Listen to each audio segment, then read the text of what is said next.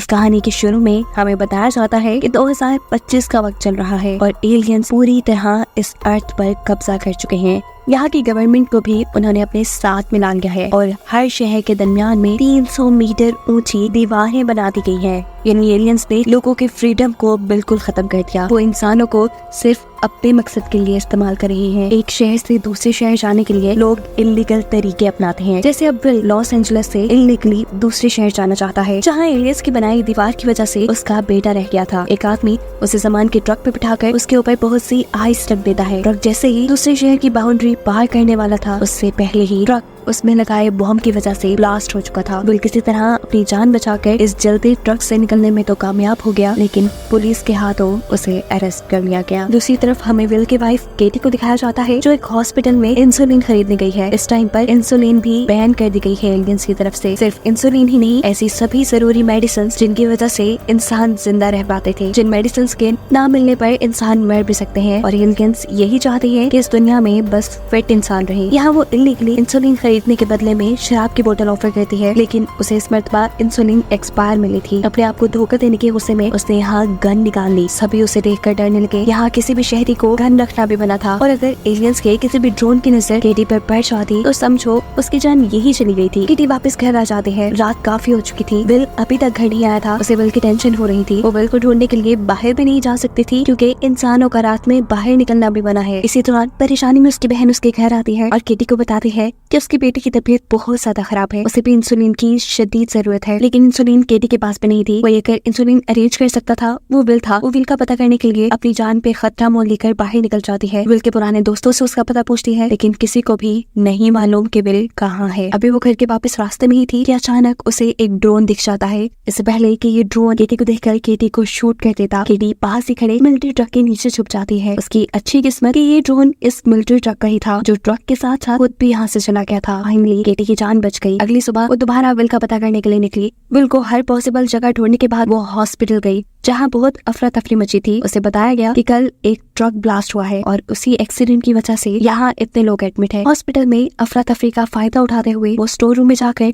कुछ इंसुलिन चुरा लाती है। विल का अभी भी कुछ पता नहीं चला था, इसलिए वो अपने एक दोस्त ब्रूस के पास जाती है। वो विल का पुराना कलीग था। जब विल और ब्रूस दोनों FBI में काम करते थे। उसकी परेशानी देखकर ब्रूस केटी से कहता है, तुम परेशान नहीं हो, मैं विल का पता चला लूंगा। जबकि दूसरी तरफ जेल पे विल भी परेशान था, क्योंकि अभी उसे एक कैदी से पता चला है कि जल्द ही उन्हें यहाँ से उठाकर एलियंस की फैक्ट्री में भेज दिया जाएगा, जहाँ पर वो मुजरिमों से काम करवाते हैं। ऐसे शायद वो कभी अब अपनी फैमिली से न मिल पाए। उनकी इन्हीं बातों के दौरान यहाँ पर कुछ पुलिस के लोग आते हैं। वो सभी लोगों को छोड़कर सिर्फ विल को उठाकर यहाँ से ले गए थे, क्योंकि उन्हें मालूम हुआ था कि विल पहले एक बहुत ही अच्छा FBI एजेंट था। विल को लेकर जाया जाता है ग्रीन जोन में, जहाँ पर दुनिया की अमीर और अथॉरिटी वाले इंसान रहते हैं। इनके ऊपर एलियंस की कोई पाबंदी नहीं है। यहाँ उसे मिलवाया जाता है स्नाइडर नाम के एक आदमी से, जो लॉस एंजलिस की अथॉरिटीज का बंदा है। विल के बारे में उसे सारी इन्फॉर्मेशन थी कि विल एक बहुत ही जबरदस्त FBI ऑफिसर है और क्रिमिनल्स को पकड़ने में एक्सपर्ट है। लेकिन एलियंस के इस दुनिया में कब्जा करने के बाद FBI का तो नामो निशानी नहीं रहा था। लेकिन विल जैसे FBI के बंदे अथॉरिटीज के बहुत काम के थे। स्नाइडर नाम का बंदा असल में ये चाहता था कि विल उसके लिए काम करे। ऐसे लोगों को पकड़ कर लाए जो एलियंस की हुकूमत के खिलाफ एसोसिएशन बनाकर बैठे हैं। रेबल्स हैं जो एलियंस के गद्दार, जबकि अमीर लोग और अथॉरिटीज तो एलियंस के अंडर काम करने लगी थी। स्नाइडर विल को कहता है कि मुझे ज़ेरा नामो नामी वो बंदा भी चाहिए जिसने एलियंस के खिलाफ लीग स्टार्ट की है, और इसके बदले वो ऑफर करता है विल को उसकी फैमिली की प्रोटेक्शन और वो सभी बेसिक फैसिलिटीज जो आज के इंसान को इस दुनिया में चाहिए होती हैं। वो विल को खिड़की के पास लेकर जाता है, जहाँ पर एक रॉकेट लॉन्च हो रहा था। इस रॉकेट के जरिए बहुत से इंसानों को चांद पे भेजा जा रहा था, जहाँ एलियंस की फैक्ट्रीज थी। वो विल से कहता है कि अगर तुमने इस काम से मना किया तो तुम्हारी जगह तुम्हारी फैमिली जाएगी एलियंस की फैक्ट्री में काम करने के लिए। जिसके बाद विल को पुलिस ऑफिसर्स के जरिए उसके घर भेज दिया जाता है, जहाँ पर सभी उसके लिए परेशान बैठे थे। केटी पूछती है, कहाँ रह गए थे तुम विल? जवाब में विल कहता है कि मैं अपने बेटे को ढूंढने गया था, लेकिन बुरी किस्मत इस मर्तबा भी हार गया हूँ। इसके बाद वो केटी को अपनी स्नाइडर से मुलाकात के बारे में भी सब बता देता है कि कैसे उसे अथॉरिटीज के साथ काम करने की ऑफर दी जा रही है। और ये बात सुनकर केटी सबसे ज्यादा गुस्से में आ गई थी। वो सिर्फ फौरन ही कहती है, तुम ये काम नहीं करोगे, मुझे ये बिल्कुल पसंद नहीं आएगा कि लोग मुझे एक गद्दार की बीवी कहें। इसी बहस को कहते हुए ये लोग सो जाते हैं, और जब सुबह उनकी आंख खुली तो स्नाइडर खुद ही उनके घर में घुसकर उनके लिए नाश्ता बना रहा था। वो यहाँ विल की वाइफ को कन्विंस करने के लिए आया था कि वो विल को उनके साथ काम करने के लिए भेज दे। वो विल की वाइफ से कहता है कि अगर विल हमारे साथ काम करने के लिए मान गया तो तुम्हारे लिए फायदे ही फायदे हैं। 24 घंटे तुम्हें सिक्योरिटी मिलेगी, तुम्हारे बच्चों की पढ़ाई के मसले खत्म हो जाएंगे, अच्छा खाना, अच्छे कपड़े, हर वो फैसिलिटी जो एक अच्छे लाइफस्टाइल के लिए चाहिए होती है तुम्हें वो मिलेगी। और क्या चाहिए, हाँ तुम्हारा जो पार्क है एलियंस ने बंद कर दिया था, तुम वो भी खुलवा पाओगी। उसकी बात सुनकर केटी सोच में पड़ गई। विल उससे कहता है मेरा बेटा गुम हुआ है, क्या तुम उसे ढूंढ लाओगे? स्नाइडर कहता है हाँ क्यों नहीं, मैं अपनी तरफ से पूरी कोशिश करूंगा कि तुम्हारा बेटा तुम्हारे पास हो। और ऐसे मिल काम करने के लिए मान जाता है। उसके बाद हम देखते हैं कि केटी साइकिल पे बैठ के एक घर पे गई है। यहाँ पर उसका दोस्त ब्रूस भी है। वो ब्रूस और यहाँ पे बाकी सब लोगों को बताती है कि विल ने अथॉरिटीज के साथ काम करने के लिए हाँ कर दी है। और इस टाइम पे हमें पता चला कि केटी भी उसी एसोसिएशन की एक मेंबर है जो एलियंस के खिलाफ काम कर रहे हैं, यानी वो भी एक रेबल है। और इस बारे में विल को अभी कुछ नहीं मालूम। विल अगले दिन अपने काम पे जाता है और उसे पहला टास्क दिया गया उस ट्रक में बम रखने वाले आदमी का पता चलाने का, जिस ट्रक के अंदर वो खुद भी दूसरे शहर जाने की कोशिश कर रहा था। दूसरी तरफ हम देखते हैं कि केटी अपने बार में गई है। इधर उसके खोए हुए बेटे की बहुत सारी चीजें थी जिन्हें देखकर वो उदास हो चुकी थी। और इसी टाइम पे उसका दोस्त ब्रूस यहाँ पे आता है। वो उससे पूछता है बताओ फिर क्या पता चला विल को? केटी कहती है कुछ नहीं, आज तो वो पहले दिन जॉब पे गया है। इनकी बातों से जाहिर हो रहा था कि केटी अब अपने हस्बैंड की सारी बातें इन रेबल्स को बताने वाली थी, यानी वो रेबल्स के लिए एक जासूस थी। यहाँ विल इन्वेस्टिगेशन करते करते उस लड़के को पकड़ लेता है जिसने ट्रक में बॉम्ब रखा था। वो उसे लेकर पुलिस स्टेशन आ जाता है और यही जेल के अंदर उसे अपना एक पुराना क्लिक मिल जाता है। वो काफी टाइम से यहाँ बनता। वो विल से कहता है कि तुम मुझे यहाँ अपना साथी बनाकर छुड़वा लो। विल भी उसे छुड़वाने की कोशिश में अपने बॉस से बात करता है, लेकिन उसकी बॉस ऐसा करने से मना कर देती है। विल उससे वादा कहता है कोई बात नहीं, मैं तुम्हारी फैमिली का ख्याल रखूंगा। वापस आते ही वो अपनी कुली के घर गया, लेकिन वहाँ उसके बीवी बच्चे नहीं थे। ये देख वो घबरा गया। असल में उसके बीवी बच्चे उसी के घर पे थे जिन्हें केटी अपने घर ले गई थी। विल घर आता है और उन दोनों को अपने घर पे देख के सुकून का सांस लेता है। अब क्योंकि विल का क्लीक जेल में था तो जरूर यहाँ उसकी फैमिली को उठाकर एलियंस के लिए काम करने के लिए भेज दिया जाता। उन्हें अगर यहाँ सेफ रखना था तो उनके डॉक्यूमेंट्स को चेंज करना पड़ता। इसीलिए विल इन्हें एक आदमी के पास ले जाता है जो नकली डॉक्यूमेंट्स बनाकर उनकी आइडेंटिटी चेंज कर देते हैं। घर वापस आकर वो केटी को बताता है कि उसने बॉम्ब रखने वाले आदमी को पकड़ लिया है। जल्द ही वो जेनानामो को भी पकड़ लेगा और इनाम में जब स्नाइडर उसे उसका बेटा ला देगा तब वो ये जॉब छोड़ देगा। केटी उसकी सभी बातें सुनती रही। बस मतलब कि उसकी बात इतनी सी थी कि रेबल ग्रुप का उनका साथ ही पकड़ा गया। ये खबर वो खुफिया तौर पर अपने लीडर एलेक्स को देने के लिए पहुंचाते हैं। तो यहाँ लीडर उसे बताते हैं टेंशन की बात नहीं है केटी, वो बंदा हमारे ग्रुप का नहीं था, ना ही हम पकड़े जाएंगे, तुम रिलैक्स रहो। वो दूसरे रेबल ग्रुप का बंदा है और मैं उन्हें वार्न कर भी दूंगा। यहाँ विल जैसे ही ऑफिस जाता है तो उसे अपनी बॉस से पता चला कि उस लड़के ने अपने रेबल ग्रुप की सभी मालूमात उन्हें दे दी है और अब उनका ग्रुप भी पकड़ा जा चुका है और कुछ ही देर में उन सभी कैदियों को एलियंस के पास चांद पर भेज दिया जाएगा। वो विल से कहती है मुझे समझ नहीं आती इन रेबल ग्रुप की, सोचने समझने की सलाहियत जैसे उनके अंदर है ही नहीं। जिस दिन एलियन जमीन पर आए थे सिर्फ चंद घंटे विल सिर्फ चंद घंटों में उन्होंने यहाँ का एडवांस सिक्योरिटी सिस्टम फेल करके अपने सिस्टम लगा दिए थे और ये छोटे छोटे रेबल्स ग्रुप इनका क्या बिगाड़ लेंगे। बस फजूल में अपनी जिंदगी दाव पे लगाने वाली बात है। उसके बाद विल उस जगह जाता है जहाँ से रेबल्स को पकड़ा गया था। इस जगह कई रेबल्स ने अपनी जान दे दी थी। अगली सुबह दूसरा रेबल ग्रुप अपना मिशन शुरू करता है। रेडियो में जेनानामो की आवाज गूंजती है, मैं जेनानामो इंसानों को एलियंस से बचाने की जंग पर हूँ, मेरा साथ दीजिए, एलियंस की जोर जबरदस्ती नहीं चलेगी।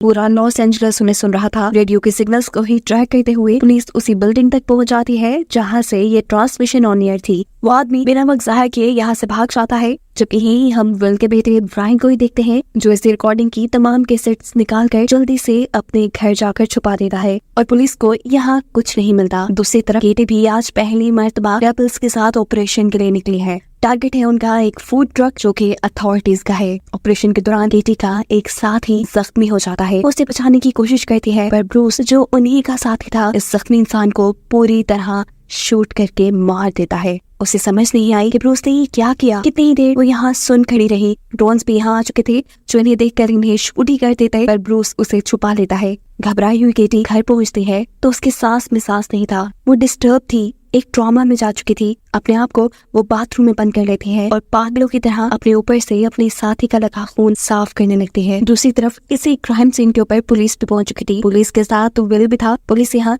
इस मरे हुए आदमी की आइडेंटिटी फाइंड कर दी है और फिर उसके घर से उसके पेरेंट्स को अरेस्ट कर लिया जाता है। उसके बदले की सजा देने के लिए ये सरासर नाइंसाफी थी। किसी के जुर्म की सजा किसी और को दी जाए। है यहीं पर हम और विल भीड़ में खड़े ब्रूस को नोटिस करते हैं, जो अपने मरे हुए साथी के अरेस्ट होने की खबर आकर एलेक्स को यानी अपने लीडर को देता है। लीडर उसे कहता है ये भी टेंशन की बात नहीं है। उस लड़के के पेरेंट्स ये बात नहीं जानते थे कि वो लड़का एक रेबल ग्रुप के साथ काम कर रहा है, इसलिए हम पर कोई खतरा नहीं।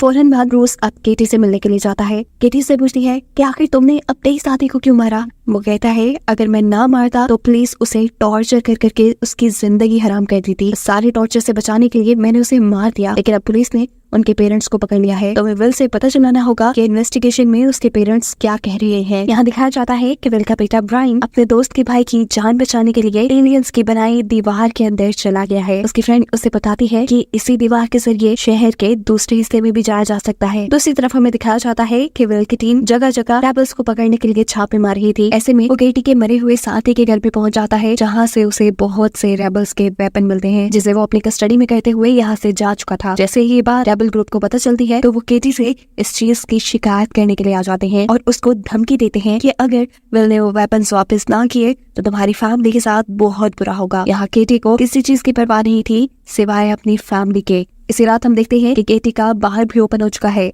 जिसकी परमिशन स्नाइडर ने एलियन से ही केटी को दिलवाई थी, क्योंकि अब विल उनके साथ काम कर रहा था। सभी लोग इस दिन पार्टी करते हुए बहुत एंजॉय करते हैं और इसी पार्टी में स्नाइडर भी यहाँ जाता है। स्नाइडर को देख कर केटी को अपने हस्बैंड विल पे ही गुस्सा आ रहा था। पता नहीं क्यों विल ने अपने आप को एलियंस के हाथों बेच दिया। घर आकर वो विल से ये जॉब छोड़ने को कहती है, पर विल कहता है नहीं, जब तक मेरा बेटा नहीं मिल जाता तब तक मैं यही काम करूंगा। विल अब अपने ऑफिस आता है, जहाँ पर उसकी बॉस उसको लॉस एंजलिस के रेबल्स के बारे में बताती है। विल देखता है कि रेबल का ग्रुप लॉस एंजलिस में सिर्फ एक नहीं बल्कि कई ग्रुप है। बॉस कहती है कि अगर ये सभी ग्रुप मिल गए और इन्होंने लॉस एंजलिस के गवर्नर के खिलाफ जंग कर दी तो इस जंग के नतीजे में आपस में तो इनका पता नहीं क्या होगा, लेकिन एलियंस इस पूरी सिटी को तबाह कर देंगे। ऐसे में ये शहर तो क्या, तुम और तुम्हारी फैमिली भी नहीं बचेंगे। इसलिए मेरा तो यही मानना है कि तुम हमारा ही साथ देते रहो। विल इस बात से बिल्कुल अनजान था कि वो तो नहीं, लेकिन उसकी वाइफ रेबल के साथ जरूर मिली हुई है। इस टाइम भी वो किसी प्लान को अंजाम देने के लिए अपने बच्चों को अपनी हेल्पर के साथ घर से बाहर भेज देती है, फिर स्ट्रीट लाइट ऑन करके किसी को सिग्नल देती है और खुद ही एक वाइन बोतल तोड़ते हुए अपने घर में आग लगा देती है। खुद ही फिर इस आग को बुझाने की कोशिश करती है और पुलिस को इमरजेंसी कॉल कर देती है।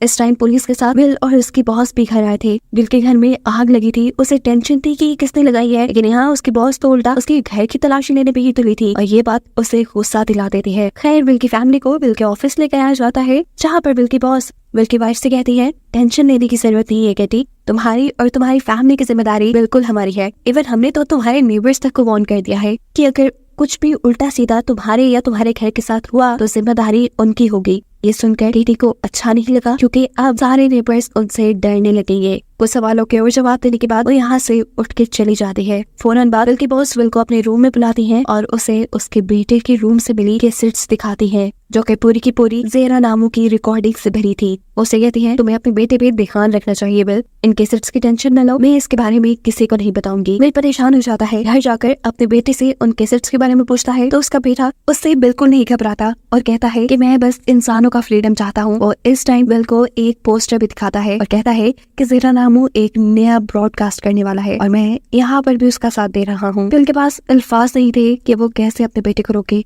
यहाँ पर केटी अपने रेबल्स के लीडर के पास जाती है, क्योंकि वो जानती थी कि रेबल्स विल के खिलाफ हुए हुए हैं, क्योंकि विल ने उनके बहुत सारे वेपन्स को अपने कब्जे में कर लिया था। वो विल को मारना चाहते थे, लेकिन यहाँ पर केटी उनसे एक सौदा करती है। रेबल्स इस चीज के लिए परेशान थे कि इतनी जल्दी उनके लोगों की इंफॉर्मेशन कैसे पुलिस निकाल लेती है। ये सीक्रेट केटी को पता था। केटी इस सीक्रेट के बदले उससे कहते हैं कि तुम विल को कभी कोई नुकसान नहीं पहुंचाओगे। एलेक्स मान जाता है और फिर केटी बताती है कि विल की बॉस जिसका नाम फिल्स है, उसके पास एक ऐसा डेटाबेस है जिसमें पूरे लॉस एंजलिस के बारे में इंफॉर्मेशन है और उसी के जरिए वो सबका पता चला लेती है। अगले दिन रेडियो पे ज़ेरा नामू की एक और ब्रॉडकास्ट टेलीकास्ट होती है। लॉस एंजलिस का हर बंदा उसे सुनने के लिए बैठा था, बड़े मजे से अपनी स्पीच दे रहा था कि यहाँ पर पुलिस जल्द से जल्द उसके सिग्नल्स को डिटेक्ट करते हुए एक लाइब्रेरी तक पहुँचती है जहाँ पर वो बैठा था। जब पुलिस उसके पास पहुंची तो वो आखिरी लफ्ज बोल रहा था कि अब एलियंस के खिलाफ बगावत होने को कोई नहीं रोक सकता। उसके ऐसा कहते ही उसे अरेस्ट कर लिया जाता है। स्नाइडर उसकी गिरफ्तारी से बहुत खुश है, क्योंकि वही असल कल्प्रिट है जिसने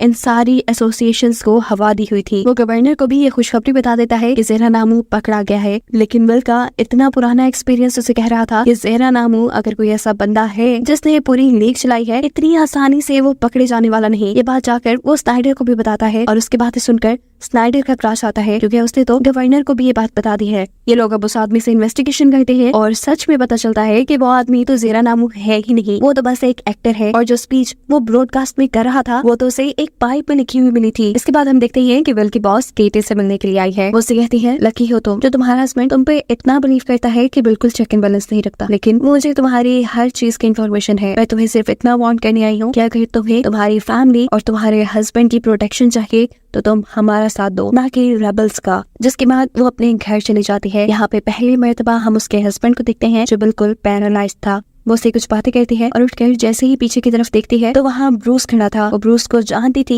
कि वो एक, इसीलिए वो रिलैक्स रहती है और कहती है, मुझे पता है तुम यहाँ क्या करने आए हो, लेकिन मेरी एक शर्त है, मुझे मारने से पहले तुम मेरे हस्बैंड को भी मार देना, क्योंकि वो मेरी मौत का सदमा नहीं बर्दाश्त कर पाएंगे। ब्रूस ऐसा ही कहता है और अगली सुबह हम उसके घर पे पुलिस को देखते हैं। एक दीवार पे ज़ेहरा नामू का नाम लिखा हुआ था। स्नाइडर उसकी मौत से बहुत ही ज्यादा परेशान था, क्योंकि वो उनकी बहुत ही अहम बंदी थी। वो एलियंस की बातों को, उनके ब्रेन को बहुत ही अच्छे तरीके से रीड कर लेती थी और इस तरह वो एलियंस और इंसानों के दरमियान में एक ब्रिज का काम कर रही थी। स्नाइडर को जल्द से जल्द उसके कातिलों को पकड़ना था। चारों तरफ वो पुलिस को फैला देता है और पुलिस बहुत से रेबल्स को पकड़ के लेकर आती है, जिनमें से एक रेबल अपना मुंह खोल देता है और उन्हें ग्रीन जोन के अंदर ही एक घर का एड्रेस बताता है जहाँ से ज़ेहरा नामू अपनी लीक चला रहा था। इस जगह जब वो लोग जाते हैं तो वहाँ उन्हें काफी सारे आदमी मिलते हैं और ये सभी अपना अपना नाम ज़ेहरा नामू बता रहे थे। सभी को अरेस्ट कर लिया जाता है, जबकि दूसरी तरफ हम ब्रायन को देखते हैं, विल का बेटा, जो एलियंस की बनाई हुई दीवार के जरिए शहर की दूसरी तरफ आ चुका था। वो देखता है यहाँ पे कोई इंसान नहीं रहता और इस जगह को अब गोदाम के तौर पे यूज किया जाता है। उसे यहाँ हर वो चीज बहुत ज्यादा क्वांटिटी में नजर आ रही थी जिसके लिए वो अपने शहर में तरस रहे थे। दूसरी तरफ लॉस एंजलिस के अंदर हम देखते हैं कि वहाँ अनाउंसमेंट की जा रही है कि ज़ेहरा नामू के ग्रुप को पकड़ा जा चुका है, लेकिन विल ये बात जानता है कि स्नाइडर ने ये झूठ बोला है, ये गेम खेली है। इन्वेस्टिगेशन करने पे ये बात कंफर्म भी हो जाती है, जिस कपल को इन्होंने पकड़ा था वो इतने इनोसेंट थे, इतनी बड़ी प्लानिंग करना उनके बस में था ही नहीं। स्नाइडर सच में एक कच्चा खिलाड़ी था। अब गवर्नर के हाथों वो पकड़ा न जाए, इसलिए वो चार्ल्स को धमकी देता है कि तुम किसी भी हाल में ज़ेहरा नामू के ग्रुप को पकड़ कर लेके आओ, नहीं तो मैं तुम्हारे बेटे को ढूंढने में तुम्हारी मदद नहीं करूंगा। विल की प्रमोशन भी कर दी जाती है, यानी उसे उसकी बॉस की जगह दे दी गई है और यहीं पर ऑफिस में उसकी एक कलीग उसे बताती है कि मुझे लग रहा है कि तुम्हारी वाइफ ही वो जासूस है जो हमारी खबरें रेबल्स को बता देती है। कंक्रीट एविडेंस उसके पास भी नहीं था, इसीलिए विल घर जाता है, सारी तलाशी लेता है और यहाँ पर वो देखता है अपनी बेटी के पास एक नई बुक जो कि ब्रायन ने उसे शहर की दूसरी तरफ से लाके दी थी। ब्रायन झूठ बोल देता है कि ये उसने अपने दोस्त से ली है। वो अब अपनी वाइफ के बाहर में जाता है और उसे यहाँ अपनी वाइफ के खिलाफ कोई सबूत नहीं मिला सिवाय एक किताब के। जेल के अंदर स्नाइडर के सामने वो एक्टर बैठा है जिसको इन्होंने ज़ेहरा नामू समझकर रेडियो से अरेस्ट किया था। स्नाइडर से कहता है कि तुम अगर हमारे लिए ज़ेहरा नामू की एक्टिंग जारी रखो तो मैं गारंटी देता हूँ तुम्हारी जान को कोई नुकसान नहीं होगा। मैं तुम्हें दूसरे शहर भिजवा दूंगा बहुत से पैसे देके, वहाँ तुम आराम से अपनी लाइफ गुजारना और यहाँ मेरी नौकरी भी सिक्योर रहेगी। लेकिन अगले ही सीन में स्नाइडर उसे धोखा दे चुका था। जब कोर्ट में उसका केस चलाया जाता है तो इस वक्त पूरा शहर उन्हें देख रहा था। ज़ेहरा नामू के फांसी के वारंट जारी हो जाते हैं और इस टाइम पर उसकी फांसी की तैयारियां भी शुरू हो जाती है। यहाँ उस एक्टर को पता चलता है कि स्नाइडर ने उसे धोखा दे दिया, लेकिन अब वो कुछ कर नहीं सकता था। यहाँ अपने फायदे के लिए अपनी ही आंखों के सामने स्नाइडर एक बेगुनाह को फांसी पे चढ़वा देता है। विल स्नाइडर की इस चाल से बहुत ज्यादा गुस्सा था। उससे जाकर पूछता है, आखिर एक बेगुनाह को मारकर तुम्हें क्या मिला?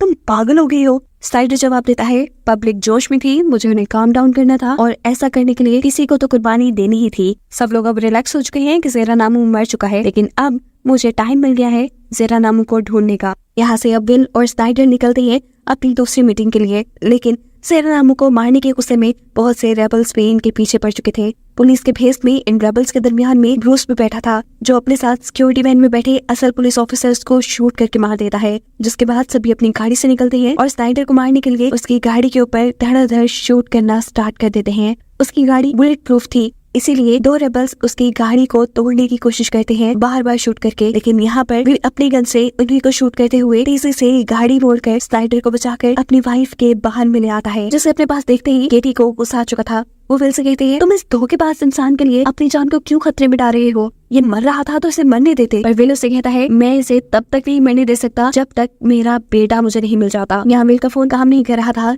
जल्दी वो एक पास के फोन बूथ में जाकर अपनी फोर्स को स्नाइडर को सिक्योरिटी देने के लिए इस बार में बुला लेता है। दूसरी तरफ केटी भी अपने फोन से कॉल करके रेबल्स को स्नाइडर के यहाँ होने की खबर दे देती है। केटी स्नाइडर को यहाँ रोकने के लिए उसे बातों में लगा चुकी थी। इसी टाइम पर विल यहाँ आता है और इन दोनों को एक खबर देता है कि सेरा नामी जिस बंदे को वो ढूंढ रहे हैं वो बंदा एक नहीं है। हर वो रेबल जो एलियन से बचाव के लिए अपनी अपनी जंग लड़ रहा है वो अपने आप को जेरा नामू कहता है। इसी दौरान विल की वाइफ विल को साइड पे लेकर जाती है और उसे बातों ही बातों में समझाने लग जाती है कि अगर यहाँ कोई स्नाइडर को मारने के लिए आ गया तो प्लीज तुम उसके दरमियान में ना आना, अपनी जान बचाना तुम। लेकिन विल केटी की बात का कोई जवाब नहीं देता। वो जब वापस स्नाइडर के पास आता है तो स्नाइडर उसे बताता है कि तुम्हारे बेटे का मेरी टीम ने पता चला लिया है, जल्द ही मेरी टीम तुम्हारे बेटे को यहाँ लेकर आ जाएगी। अचानक ही दरवाजा नॉक होता है। बाहर कोई आया था। देखने में ये पुलिस असल में अंदर से ब्रूस था, एक रेबल। किटी बात जानती थी, वो उसे अंदर आने देती है और उसे एक मरतबा बेसमेंट में ले जाकर दोबारा से वार्न कर देती है कि स्नाइडर को मारने के चक्कर में मेरे हस्बैंड को कुछ नहीं होना चाहिए, समझ गए ना। ब्रूस यहाँ कहता है,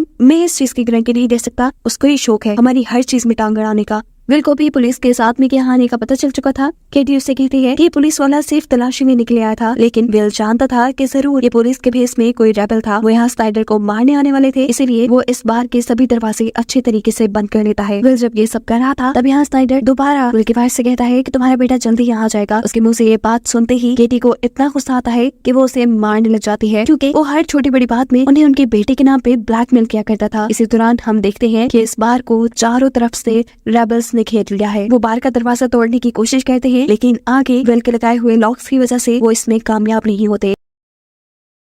सिचुएशंस इतनी बुरी होती जा रही थी कि स्नाइडर और भी डर गया था। वो यहाँ विल और केटी से कहता है, अरे ये रेबल्स मुझे क्यों मारने आ रहे हैं? मैं तो आज तक एलियन से मिला भी नहीं हूँ, मैं उनका साथ नहीं दे रहा, मैं तो बस गवर्नर के ऑर्डर मानता हूँ। उसकी इस घबराहट और बातों पे कोई ध्यान नहीं देता। विल यहाँ पर केटी से कहता है कि तुम स्नाइडर को लेकर बेसमेंट में छुप जाओ, मैं इन सभी रेबल्स का सामना करूंगा। उनकी इन्हीं बातों के दौरान अचानक ही रेबल्स इस बार के अंदर कहीं से स्मोक बम फेंक देते हैं, जिसे देखते हुए ही विल स्नाइडर को एक अलमारी में छुपा देता है। जबकि रेबल्स बार का दरवाजा तोड़कर अंदर आने में भी कामयाब हो चुके थे। एक रेबल सबसे पहले आकर यहाँ विल के ऊपर गन तान देता है और इससे पहले कि वो विल को मार देता, पीछे से कैटी उसे शूट कर देती है। विल अब अपनी मशीन गन लेकर इनके पीछे पड़ जाता है। रेबल्स को पीछे से असल पुलिस की आवाज भी आने लगी थी, इसलिए मौका पाते ही वो लोग यहाँ से भाग जाते हैं और असली पुलिस आकर स्नाइडर को यहाँ से बचा लेती है। अब क्योंकि स्नाइडर और विल ने ब्रूस को बाहर में देख लिया, इसीलिए ब्रूस को अरेस्ट करने के ऑर्डर दे दिए जाते हैं। लेकिन जैसे ही पुलिस वाले ब्रूस के घर जाते हैं तो उनके घर को हाथ लगाते ही वो घर ब्लास्ट हो चुका था। क्योंकि ब्रूस एक FBI एजेंट रहा है, उसे पहले ही मालूम था कि कब पुलिस कैसे रिएक्ट करेगी। वो जानता था कि पुलिस उसे पकड़ने के लिए उसके घर जरूर आएगी, इसलिए उसने अपने घर में बम लगा दिए थे। इसके बाद ब्रूस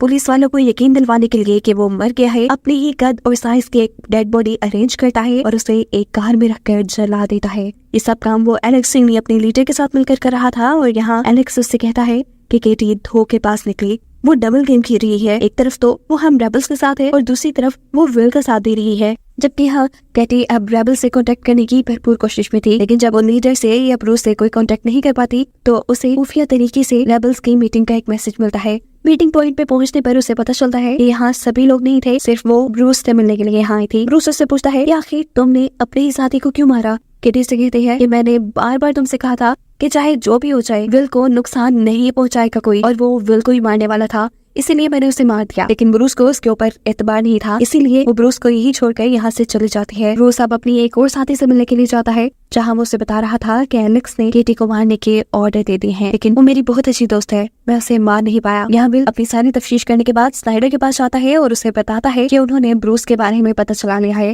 ब्रूस न सिर्फ स्पेशल फोर्सेस का बंदा था, वो बल्कि FBI के लिए भी काम करता था। उसे पकड़ना इतना आसान नहीं है, लेकिन मैं किसी तरह उसे पकड़ के रहूंगा। उसके इतने काम के बदले यहाँ स्नाइडर उसे उसके बेटे की एक फोटो दिखाता है, जिसे उन्होंने लॉस एंजलिस के साथ मिले शहर में ढूंढ लिया था। ये फोटो देखकर वो बहुत खुश हुआ। घर जाते ही वो ये फोटो केटी को दिखाता है। केटी उससे कहती है, मेरा यकीन मानो विल, ये स्नाइडर तुम्हारी अच्छाई का फायदा उठा रहा है, उसे तुम्हारी कमजोरी पता है, इसलिए वो तुम्हारे साथ खेल रहा है। अब तक तो चार्ल्स को यहाँ आ जाना चाहिए था। तुम प्लीज स्नाइडर के चुंगल से अपनी जान बचाओ। समझ तो ये बात विल को भी थी, लेकिन क्योंकि वो अपने बेटे को लाने के लिए खुद कुछ नहीं कर सकता था, मजबूरन उसे स्नाइडर का साथ देना पड़ रहा था। वो यहाँ केटी से वादा कर लेता है कि जल्द ही वो स्नाइडर से अपनी जान छुड़वा लेगा। खैर ब्रूस के लिए तलाश दोबारा विल शुरू कर देता है। उसने केटी के बाल के फिंगरप्रिंट्स भी चेक किए थे, जहाँ पे उसे ब्रूस के फिंगरप्रिंट्स मिल जाते हैं। वो केटी से आके पूछता है कि क्या तुमने कभी इस आदमी को देखा, क्या तुम इसे जानती हो। केटी पहले तो इनकार कर रही थी, लेकिन फिर जब विल बताता है कि उसने 14 से ज्यादा आदमियों को मार दिया है, तब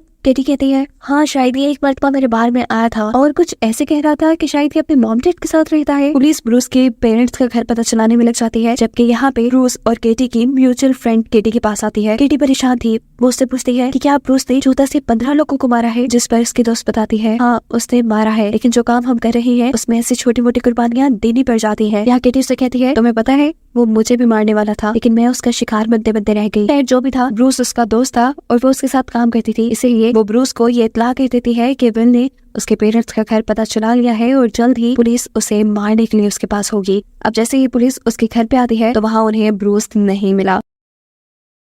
तलाशी लेने पे विल को वहाँ सिर्फ वही किताब मिली जो उसने पहले केटी के बार में देखी थी। ये लोग ब्रूस के नेबर्स की भी तफ्तीश करते हैं, जहाँ पर हमें एलेक्स दिखाई देता है। यहाँ एलेक्स साफ इनकार कर चुका था कि वो तो आज तक ब्रूस से मिला ही नहीं। दूसरी तरफ हम देखते हैं कि स्नाइडर इस टाइम लॉस एंजलिस की गवर्नर के पास है। गवर्नर बताती है कि पैसिफिक रीजन के हेड यानी एलियंस लॉस एंजलिस को चेक करने के लिए आ रही है। स्नाइडर घबरा जाता है और पूछता है क्यों, जिस पर गवर्नर उसे बताती है क्या तुम सबको ही अपनी तरह बेवकूफ समझते हो और यू काइंड इन्फॉर्मेशन, तुम जो पिक्चर सबको यहाँ दिखा रहे हो सब जानते हैं कि असल में लॉस एंजलिस के हालात इससे ज्यादा खराब है, ज्यादा नहीं बल्कि बहुत ज्यादा। यहाँ केटी ने अब रेबल्स का साथ देना छोड़ दिया था, लेकिन रेबल्स को केटी की जरूरत थी। उन्हें विल की जो इन्फॉर्मेशन केटी के जरिए मिलती थी वो उन्हें अब भी चाहिए थी, इसीलिए उसके एक दोस्त से दोबारा रेबल ग्रुप ज्वाइन करने को कहती है, लेकिन केटी ये कहकर इनकार कर देती है कि उसे अपनी फैमिली की जान ज्यादा प्यारी है और उसके इस रिएक्शन के बदले उसी का रेबल ग्रुप उसी के खिलाफ काम करता है। एलेक्स ये ऑर्डर दे देता है कि अब विल को ये बात बता दी जाए कि उसकी वाइफ एक स्पाई है और वही रेबल्स को इन्फॉर्मेशन लीक किया करती थी। एलेक्स ट्रेन में विल से मिलता है और उसे बताता है कि तुम्हारी वाइफ स्पाई है और मैं रेबल्स का लीडर हूँ। मैं जानता हूँ तुम्हारे अथॉरिटीज के साथ बड़े लिंक्स हैं, मुझे सिर्फ एक शहर से दूसरे शहर जाने के लिए एक पास चाहिए, एक फ्रीडम पास, और इसके बदले मैं अपने रेबल ग्रुप को भी धोखा देने के लिए तैयार हूँ। यानी इस जगह हमें एलेक्स की हकीकत पता चल गई है कि उसने रेबल ग्रुप भी इंसानों को एलियन से आजाद करने के लिए नहीं बनवाया था, बल्कि वो तो अपने आप को पावरफुल रखना चाहता था। बहुत सारे लोगों को अपने साथ मिलाकर यहाँ उसकी अथॉरिटी बन रही थी और जब उसे अब दूसरी तरह की पावर चाहिए थी तो वो अपने ही लोगों को धोखा देने के लिए तैयार था। उसे कोई फर्क नहीं पड़ता था कि एलियंस इस दुनिया में रहे या ना रहे। अब यही बात जाकर विल स्नाइडर को बता देता है। स्नाइडर विल से कहता है कि मैं एलेक्स से पर्सनली मिलना चाहूंगा। विल जब घर आता है तो वो अपनी वाइफ को सारी बात बता देता है कि कैसे उन्हीं का लीडर उन्हीं की सच्चाई विल को बता चुका था और वो सिर्फ दूसरे शहर का पास पाने के लिए अपने रेबल साथियों को भी धोखा देने के लिए तैयार था। केटी के भी कान खड़े हो गए थे। वो ये खबर जल्दी से ब्रूस को कहती है। यहाँ ब्रायन को देखते हैं, ये केटी के बेटे को देखते हैं जो अपनी टीचर के साथ था। उन्होंने एक बहुत ही ताकतवर टेलीस्कोप बनाया था, जिस टेलीस्कोप के जरिए ये चांद की सरफेस को देख रहे थे। चांद की सरफेस पहले से बहुत ज्यादा अजीब हो गई थी, जिससे ये बात साफ जाहिर थी कि एलियंस चांद के ऊपर माइनिंग कर रहे हैं, ये खुदाई कर रहे हैं। यहाँ केटी की दी हुई इन्फॉर्मेशन की वजह से ब्रूस जल्दी से एलेक्स के पास जाता है और उससे पूछता है कि क्या तुमने धोखा दिया, क्या तुम सिर्फ दूसरे शहर का पास पाने के लिए हम सबको धोखा देने वाली हो। जवाब में एलेक्स कहता है अरे नहीं, तुम्हें शायद केटी बेवकूफ बना रही है, तुम उसके बहकावे में नहीं आओ और अपने अगले ऑपरेशन की तैयारी करो, मैं तुम लोगों के साथ ही हूँ। अगले सुबह हम देखते हैं कि विल ने एलेक्स की स्नाइडर से भी मीटिंग करवा दी थी। यहाँ एलेक्स साफ साफ उसे कह देता है कि मुझे दूसरे शहरों का पास चाहिए, इसके बदले में मैं तुम्हें ब्रूस के उन सभी ग्रुप्स की लिस्ट भी दे दूंगा जिनको वो लीड करता है, जो सब के सब रेबल्स हैं। वो साथ में ये भी बता चुका था कि ब्रूस का अगला ऑपरेशन प्राइम मिनिस्टर को मारने का है। स्नाइडर यहाँ उसे शाबाशी देता है और कहता है ऐसे ही बस वो सारी इन्फॉर्मेशन तुम हमें देते रहना, हम प्राइम मिनिस्टर के मारने के उनके ऑपरेशन को रोक लेंगे और उसके बाद जब हर जगह मेरी वाह हो गई तो तुम्हें तुम्हारा यूनिवर्सल पास मिल जाएगा। अगली सुबह हम देखते हैं कि ब्रूस अपने मिशन पे था। केटी और उसके दूसरी साथी भी यहाँ उसके साथ थी। केटी को जैसे ही यहाँ करीब पुलिस देखते हैं तो वो ब्रूस को पुलिस के यहाँ होने के बारे में बताती है। अचानक ही कोई इस सड़क के ऊपर बहुत से फायर क्रैकर्स फेंक देता है। इनकी वजह से यहाँ भगदड़ मच चुकी थी। पुलिस यहाँ फायरिंग शुरू कर देती है, जिसमें इन रेबल्स की एक साथी मारी गई थी और इस मरतबा भी केटी और ब्रूस इन पुलिस वालों से बच निकले थे। यहाँ हम देखते हैं कि विल एलेक्स के घर गया है, जो कि इस शहर से बाहर निकलने की तैयारी कर रहा था। वो एलेक्स से कहता है कि तुमने जो स्नाइडर के साथ डील की थी वो कैंसिल हो चुकी है। जिसके बाद वो उसे अपनी ही गन से शूट कर देता है और पुलिस वालों के सामने इल्जाम लगा देता है ब्रूस पर। असल में यहाँ विल के दिल में लालच आ गया था। वो एलेक्स को मारकर उसका यूनिवर्सल पास जो स्नाइडर से देने वाला था वो उसे खुद रखने का फैसला कर चुका था। इसी रात हम देखते हैं कि केटी की जिस साथी की मौत हुई थी उसकी पूरी फैमिली को फांसी पर शहर के दरमियान में लटका दिया गया था। केटी को ये देखकर रोना आया और इसके बाद उसने पूरी तरह से रेबल्स का साथ देने का फैसला कर लिया, क्योंकि अथॉरिटीज बहुत ही ज्यादा बेरहम हो चुकी थी और ये बात विल भी जान चुका था। अगली रात हम देखते हैं कि रेबल अपने लिए प्रोटेस्ट करते हैं, जिस प्रोटेस्ट को रोकने के लिए जब पुलिस वाले यहाँ आते हैं तो बहुत से पुलिस वालों को ही इन रेबल्स ने मार दिया था। पर ये सारा हाल देखकर विल का साथी उसे कहता है कि लोग अब चुप नहीं रहने वाले, वो या तो खुद जिंदा रहेंगे या यहाँ सबको मार देंगे। विल यहाँ स्नाइडर के पास आता है और उसे बताता है कि लॉस एंजलिस की बड़ी दीवार के दूसरी तरफ दूसरे रेबल ग्रुप का पता चला है, हमें जल्द से जल्द वहाँ जाना होगा। स्नाइडर वहाँ जाता है और उनके साथ एक गार्ड को भी भेजने का फैसला करता है। दूसरी तरफ केटी और ब्रूस अपने यूथ सेल के लीडर से मिलते हैं, जो मिनिस्टर के कत्ल में इनका साथ देना चाहता है। इनका ये मिशन सबवे में होने वाला था, जिसे फिलहाल या सिर्फ एलियंस इस्तेमाल कर रहे थे या फिर कोई अथॉरिटी का बंदा। यहाँ हमें दिखाया जाता है कि विल और उसका दूसरा साथी लॉस एंजलिस की दीवार के दूसरी तरफ पहुंच चुके थे। वो एक ऊंची सी बिल्डिंग पर चढ़कर पूरे शहर का नजारा देखते हैं और एक खाली बिल्डिंग के अंदर जगह जगह गोलियां चलाने लग जाते हैं। गार्ड उन्हें देखकर परेशान था कि पता नहीं क्या कर रही है। जिसके बाद ये लोग इस बिल्डिंग में छुपा हुआ मैप उठाकर वापस स्नाइडर के पास पहुंच जाते हैं। विल स्नाइडर को ये मैप दिखाता है और कहता है कि शायद जिन्होंने हम पे हमला किया था वो ये मैप वहाँ पर छोड़कर चले गए। असल में रेबल्स इन्हीं जगहों पे हमला करने वाले हैं। यहाँ यूथ सेल के मेंबर्स केटी को एक फ्लाई रोबोट दिखाते हैं। ये छोटा सा रोबोट हर तरह की इंफॉर्मेशन कलेक्ट करने में कामयाब था। यहाँ पर ब्रूस केटी को शूट करना भी सिखाता है, क्योंकि अगर केटी उनका साथ देने वाली थी तो उसे अच्छे निशाने लगाना आना चाहिए थे। यहाँ घर पर केटी अपनी बेटी के पास एक बुक देखती है, एक ऐसी बुक जिसमें लिखा था कि एलियंस के अर्थ पे आने से इंसानों को कितने फायदे हुए। ये बुक उसे चर्च से मिली थी और केटी विल को इस बुक के बारे में बताती है। वो कहती है कि चर्च छोटे बच्चों को बेकार रहा है। यहाँ पर विल सजेस्ट करता है कि हमें ये जगह ही छोड़ देनी चाहिए, हमें इस दीवार के दूसरी तरफ चले जाना चाहिए, जहाँ पर उसकी क्लिक का भी घर था, जहाँ वो अभी कुछ देर पहले भी गए थे। केटी सवाल करती है कि क्या दीवार के उस तरफ जाकर हम स्नाइडर से और अथॉरिटी से बच पाएंगे? क्या ये सब कुछ ठीक हो जाएगा? मैं तंग आ गई हूँ इस सारी चीजों से, मुझे तुमसे भी डिवोर्स चाहिए। तुम मुझसे झूठ बोलती हो, मैं तुमसे झूठ बोलती हूँ, क्या रिलेशन रह गया है हमारा? विल उसकी सारी बातों से परेशान हो चुका था। वो जो अपनी फैमिली को यहाँ से निकालने के लिए आया था अपने साथी के साथ, वो जाकर अपने साथी को कहता है कि तुम अकेले ही वहाँ शिफ्ट हो जाना। यहाँ हमें दिखाया जाता है कि पूरा रेबल ग्रुप सबवे की इमरजेंसी एंट्रेंस को खोल के सबवे के अंदर जा चुका है। वो सबसे पहले जाकर वहाँ एक एक्सप्लोजन कराते हैं, एक धमाका करवाते हैं, जिससे ट्रेन थोड़ी लेट हो जाती है। इस धमाके में उन्हें यहाँ एक एलियन मिल जाता है, जिसे ये लोग उठाकर अपने घर ले जाते हैं। एलियंस की किडनैपिंग की खबर पूरे शहर में फैल जाती है। गवर्नर विल और उनके सभी अथॉरिटीज की एक मीटिंग बिठाती है और सबसे कहती है कि एक एलियन किडनैप हो चुका है, जल्द से जल्द उसका पता चलाएं, नहीं तो आप लोग जानते हैं कि पहले जिस शहर से 2 एलियंस गायब हुए थे वो शहर तबाह हो चुका था, और अगर एलियंस को ये बात पता चल गई तो समझ ली कि लॉस एंजलिस भी तबाही हो जाएगा। हम यहाँ देखते हैं कि ब्रूस की गोद में वो एलियन था। उन्होंने अपनी डिवाइस के जरिए एलियन के पूरे सिस्टम को भी हैक कर लिया था और उसके एक साथी ने उस एलियन की बॉडी को एक पुलिस की गाड़ी के अंदर डाल दिया था। यहाँ विल के ऑफिस के अंदर विल को जो फुटेज मिली थी सबवे की, उसके अंदर हमला करने वाले रेबल्स में उसने केटी को भी देख लिया था, लेकिन वो यहाँ किसी को कुछ नहीं बताता। जिन लोगों ने एलियन को किडनैप किया था वो एलियन को लेकर किसी घर की तरफ निकल जाते हैं और यहाँ दरमियान में हम देखते हैं कि घरों को ब्लास्ट भी करवाया जा रहा है लोगों को डराने के लिए। स्नाइडर को भी इस शहर के हालात ना कंट्रोल करने की वजह से नौकरी से निकाल दिया जाता है। वो गवर्नर से आकर पूछता है मेरे साथ आपने क्या किया, लेकिन गवर्नर भी कुछ नहीं कर सकती थी क्योंकि ऑर्डर पीछे से आए थे। यहाँ हम देखते हैं कि उन्होंने जिस जगह पर एलियन को रखा है वो एलियन का ऑपरेशन कर रही है। वो उसे खोलकर उसकी सारी इन्फॉर्मेशन लेना चाहते हैं, जबकि दूसरी तरफ विल अपने ऑफिस में है। वो सीसीटीवी कैमरास की फुटेज की मदद से रेबल्स के यूथ सेल के लीडर का पता चला लेता है। वो जानता था कि जरूर एलियन को उसी के घर पर रखा गया होगा। वो यहाँ किसी को भी इन्फॉर्म के बगैर उस घर के अंदर चला जाता है जहाँ सच में एलियंस के साथ सभी रेबल्स थे। ये रेबल्स इतने में एलियंस के स्क्रू ही खोल रहे थे और उसके सिस्टम को ही चेक कर रहे थे, तब उनके दरवाजे पे नॉक होता है। कोई दरवाजा नहीं खोलता। तब विल उन्हें कहता है कि मैं तुम्हारे साथ हूँ, तुम लोग चुपचाप इस एलियन को यहाँ से छोड़ो और सब के सब यहाँ से निकल जाओ। कुछ ही देर में यहाँ पुलिस आने वाली है, मैं तुम लोगों के बारे में कुछ भी किसी को नहीं बताऊंगा, तुम लोग सेफ रहोगे। उसकी बात सुनने के बाद सभी रेबल्स घर में बने हुए खुफिया दरवाजे की मदद से वहाँ से भाग जाते हैं। कुछ ही देर बाद पुलिस यहाँ चेक करने के लिए आती है। ये लोग घर तोड़ते हैं और इन्हें अंदर से